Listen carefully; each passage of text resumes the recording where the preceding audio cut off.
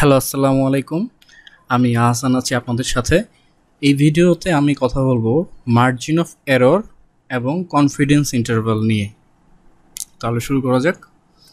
আমরা স্ট্যাটিস্টিক্সের যে কাজগুলো এখন পর্যন্ত করছি সেগুলো হচ্ছে সব পয়েন্ট এস্টিমেট, অর্থাৎ আমরা কোনো একটা সার্টেন স্ট্যাটিস্টিকের ভ্যালু ক্যালকুলেট করে বের করে নিয়ে আসছি।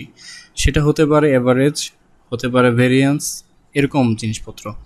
সো যখন আমরা একটা সার্টেন পয়েন্ট বের করি সেটা হচ্ছে একটা পয়েন্ট এস্টিমেশন। আর আমাদের যদি কখনো এই ধরনের সিচুয়েশন হয় যে আমরা আসলে পয়েন্ট না বরং একটা রেঞ্জ প্রপোজ করব, যে এই রেঞ্জের মাঝে প্যারামিটারের ভ্যালুটা থাকতে পারে, সো সেটা হচ্ছে ইন্টারভাল এস্টিমেশন। সো ইন্টারভাল এস্টিমেশনকে আমরা যেটা আলটিমেটলি পাই সেটা হচ্ছে কনফিডেন্স ইন্টারভাল। সো একটা স্যাম্পল স্ট্যাটিস্টিকের সাথে আমরা যদি প্লাস মাইনাস কিছু একটা অ্যাড করি বা মাইনাস করি সেক্ষেত্রে একটা রেঞ্জ পাবো, যে রেঞ্জের মাঝে মাঝে আমাদের অ্যাকচুয়াল ভ্যালুটা, যেটা পপুলেশন থেকে যদি ক্যালকুলেট করতে পারতাম আমরা, তাহলে যেটা পেতাম সেটা হচ্ছে এই রেঞ্জের মাঝে থাকতে পারে। এই হচ্ছে মোটামুটি আইডিয়া। সো আমরা যদি পপুলেশন থেকে কোনো একটা ভ্যালু বের করতাম বা ক্যালকুলেট করতাম, সেটা হয়তো 50।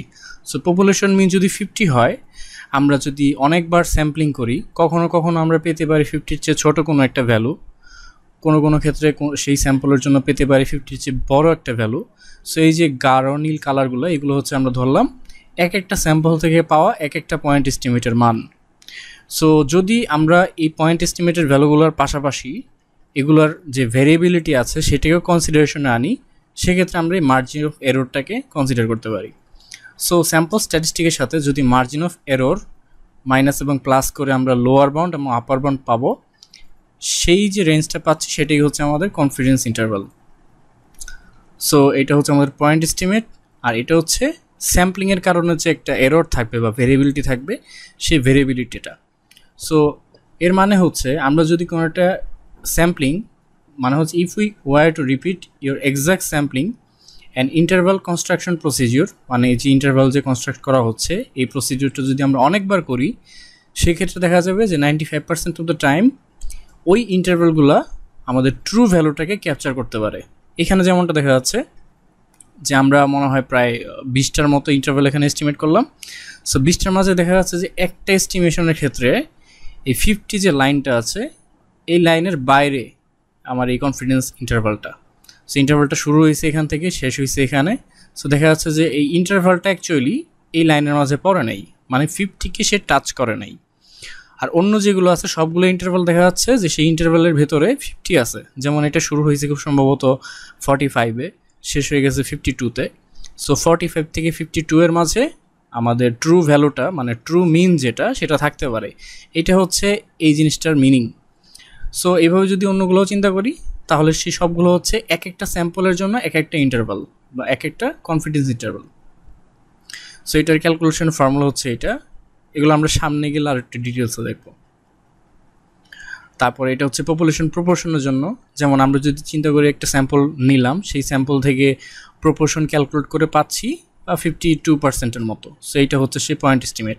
এখন এই পয়েন্ট এস্টিমেটের সাথে যদি আমরা এটার এররটা কনসিডারেশনে নিয়ে একটা বাউন্ডারি বলি যে এই রেঞ্জের মাঝে, যে 38 থেকে 72-এর মাঝে, 38% থেকে 72-8%-এর মাঝে আমাদের ট্রু পপুলেশন প্রপোর্শনটা থাকতে পারে, আমরা যদি এই কথাটা বলি তাহলে এইটা হচ্ছে আমাদের সেই কনফিডেন্স ইন্টারভাল। সো মেইন কথা হচ্ছে আসলে এক্সপ্লেনেশনটা এরকম না। এক্সপ্লেনেশনটার জন্য আমরা একটু ক্যালকুলেশনটা দেখি। এখানে মার্জিন অফ এরর মানে হচ্ছে critical value multiplied by standard of error. Standard এররের মানে হচ্ছে standard deviation divide by sample size root over sample size. So standard deviation বলতে আমরা এখানে স্যাম্পল স্ট্যান্ডার্ড ডেভিয়েশন বোঝাচ্ছি, আর স্যাম্পল সাইজ মানে তো হচ্ছে যে স্যাম্পলটা নেওয়া হয়েছে সেই স্যাম্পলের কতগুলো অবজারভেশন আছে সেটা। আর ক্রিটিক্যাল ভ্যালু আসতেছে, এইটা ডিপেন্ড করতেছে কী ধরনের স্যাম্পল স্ট্যাটিস্টিকটা আমরা নিয়ে কাজ করতেছি, ঠিক আছে। সো এটা হতে পারে টি স্ট্যাটিস্টিক, এটা হতে পারে জেড স্ট্যাটিস্টিক। এগুলো সব ডিটেলস সামনে যখন হাইপোথিসিস টেস্ট থাকবে, সেইটার যে লেকচারটা আছে সেখানে হচ্ছে এগুলো ডিটেলস থাকবে। এখন আমরা যদি চিন্তা করি যে কোনো একটা স্যাম্পল থেকে আমরা স্যাম্পল স্ট্যাটিস্টিক পাচ্ছি 46। সো 46 হচ্ছে আমাদের পয়েন্ট এস্টিমেট। সো এটার জন্য আমাদের দরকার হচ্ছে, আমরা কনফিডেন্স ইন্টারভালটা যদি পেতে যাই সেক্ষেত্রে আমাদের ক্রিটিক্যাল ভ্যালুটা দরকার।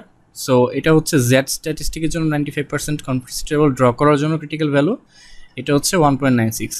আর 15 হচ্ছে স্ট্যান্ডার্ড ডিভিয়েশন, 30 হচ্ছে নাম্বার অফ অবজারভেশনস বা স্যাম্পল সাইজ। সো এই ক্যালকুলেশনটা করলে আমরা লোয়ার বাউন্ডের ভ্যালু পাচ্ছি 40.63 এবং আপার বাউন্ডের ভ্যালু পাচ্ছি 51.36।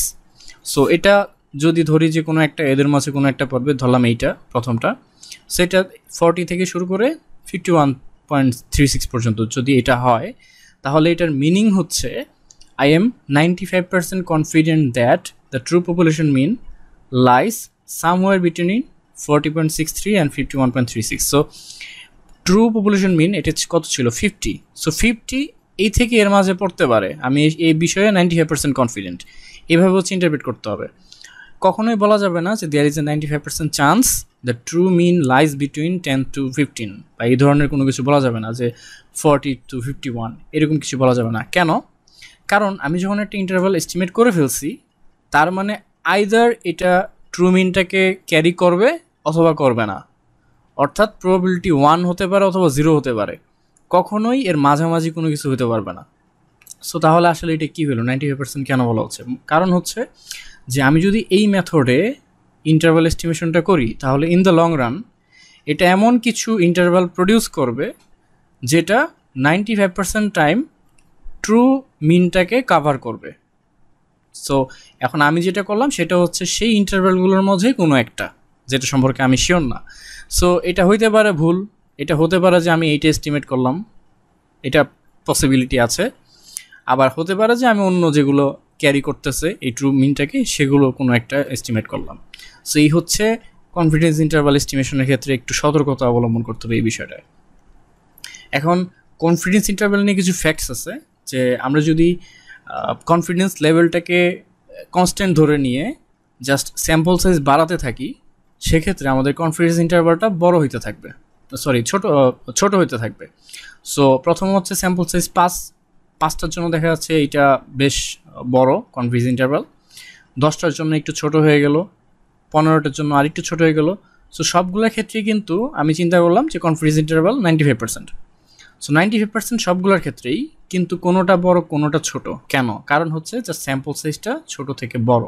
সো যখন 50 নেওয়া হচ্ছে স্যাম্পল সাইজ, সেটা আরও ছোট হয়ে যাচ্ছে।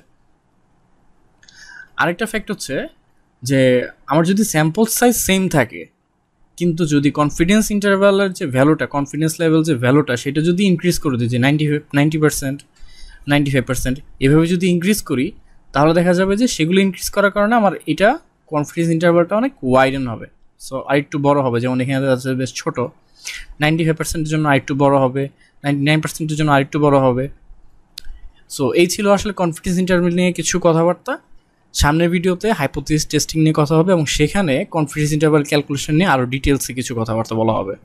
তো সেই পর্যন্ত ভালো থাকবেন, ধন্যবাদ।